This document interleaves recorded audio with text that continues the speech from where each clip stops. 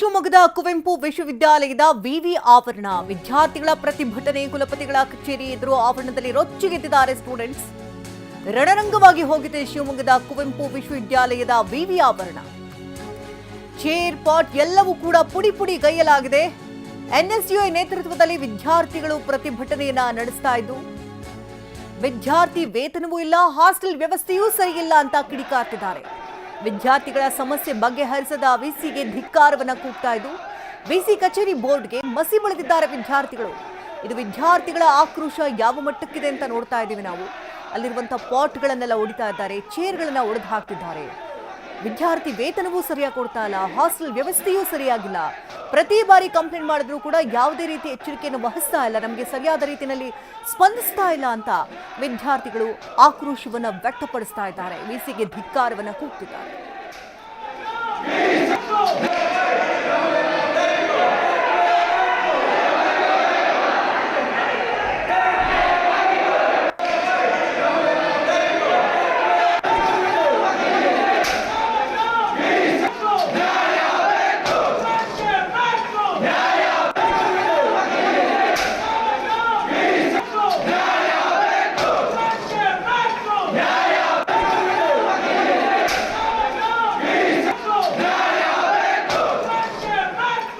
ಇನ್ನಷ್ಟು ಡೀಟೇಲ್ಸ್ ಅನ್ನ ಪಡ್ಕೊಳ್ಳೋಣ. ದೂರವಾಣಿ ಸಂಪರ್ಕದಲ್ಲಿ ಬಸವರಾಜ್ ಇದ್ದಾರೆ. ಬಸವರಾಜ್, ವಿದ್ಯಾರ್ಥಿಗಳ ಈ ಮಟ್ಟದ ಆಕ್ರೋಶಕ್ಕೆ ಕಾರಣ ಏನು? ವಿವಿಗಳ ವಿರುದ್ಧವಾಗಿ ಯಾಕಿಷ್ಟು ಆಕ್ರೋಶವನ್ನು ವ್ಯಕ್ತಪಡಿಸಿದ್ದಾರೆ? ಏನಾಗಿದೆ ಸ್ಥಳದಲ್ಲಿ?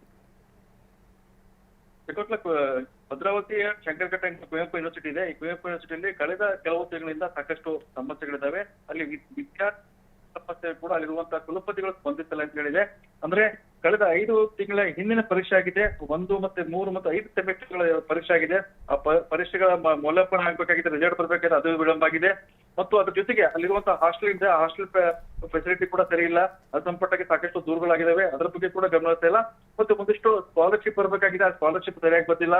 ಮತ್ತು ಕೆಲವೊಂದು ಏನು ಟೆಂಡರ್ಗಳಾಗಿದ್ದಾವೆ, ಆ ಟೆಂಡರ್ಗಳು ಕೂಡ ಸಾಕಷ್ಟು ಅವ್ಯವಹಾರಗಳಾಗಿದ್ದಾವೆ. ಈ ಸಂಪಟ್ಟಾಗಿ ಕೂಡ ಸಾಕಷ್ಟು ದೂರು ಬಿಟ್ಟಿದ್ರು. ಇದರ ವಿರುದ್ಧ ಸಂಪಟ್ಟಾಗಿ ಇವತ್ತು ಶಿವಮೊಗ್ಗದ ಎನ್ಎಸ್ಯುಐ ಘಟಕದಿಂದ ಅಲ್ಲಿ ಪ್ರತಿಭಟನೆ ಮಾಡಿದ್ರು, ತಮ್ಮ ಆಕ್ರೋಶವನ್ನು ಹೊರಹಾಕಿದ್ರು. ಕುಲಪತಿಗಳು ಕುಲಪತಿಗಿದ್ದಾರೆ, ಅವ್ರು ಯಾವುದೇ ಕಾರಣಕ್ಕೂ ಇಲ್ಲಿ ಸಮಸ್ಯೆಗಳಿಗೆ ಅದಕ್ಕೂ ಸ್ಪಂದಿಸ್ತಾ ಇಲ್ಲ. ಹಾಗಾಗಿ ಏನು ಕುವೆಂಪು ಪ್ರತಿಭಟನೆ ಮಾಡುತ್ತಿದ್ದ ಏಕಾಏಕಿ ಹಾಕಿ ತಮ್ಮ ಆಕ್ರೋಶನ ಹೊರಹಾಕಿದ್ರು. ಕುಲಪತಿಗಳಿಗೆ ಕಚೇರಿ ಅಲ್ಲಿರುವಂತಹ ಪಾಟ್ಗಳನ್ನ ಹೊಡೆದಾಕಿದ್ರು, ಕುರ್ಚಿಗಳನ್ನ ಹೊಡೆದಾಕಿದ್ರು.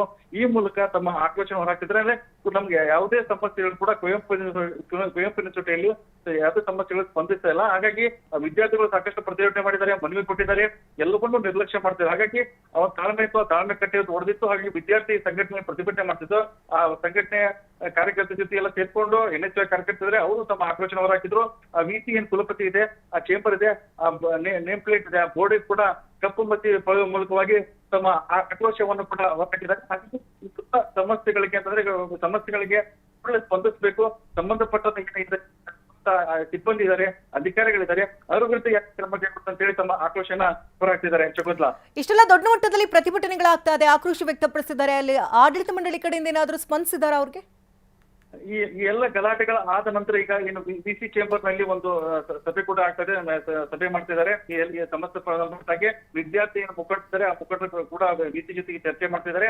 ಅಂದ್ರೆ ತಾಳ್ಮೆಯಿಂದ ಏನು ಮನವಿ ಕೊಡ್ತಾ ಇದ್ರು, ಪ್ರತಿಭಟನೆ ಮಾಡ್ತಾ ಇದ್ರು, ಅದಕ್ಕೂ ಕೂಡ ಸ್ಪಂದಿಸಲಿಲ್ಲ. ಹಾಗಾಗಿ ಈ ಒಂದು ಪರಿಸ್ಥಿತಿ ಮಿತಿ ಮೀರಿದೆ. ಹಾಗಾಗಿ ಸಮಸ್ಯೆ ನಮಗೆ ಕೂಡಲೇ ಬಗೆಹರಿಸಬೇಕು ಅಂತ ಹೇಳಿ ಆ ವಿದ್ಯಾರ್ಥಿ ಸಂಘಟನೆ ಕುಲಪತಿಗಳ ಜೊತೆ ಚರ್ಚೆ ಕೂಡ ಮಾಡ್ತಿದ್ದಾರೆ. ಧನ್ಯವಾದ ಬಸವರಾಜ್, ತಮ್ಮ ಡೀಟೇಲ್ಸ್ಗಾಗಿ.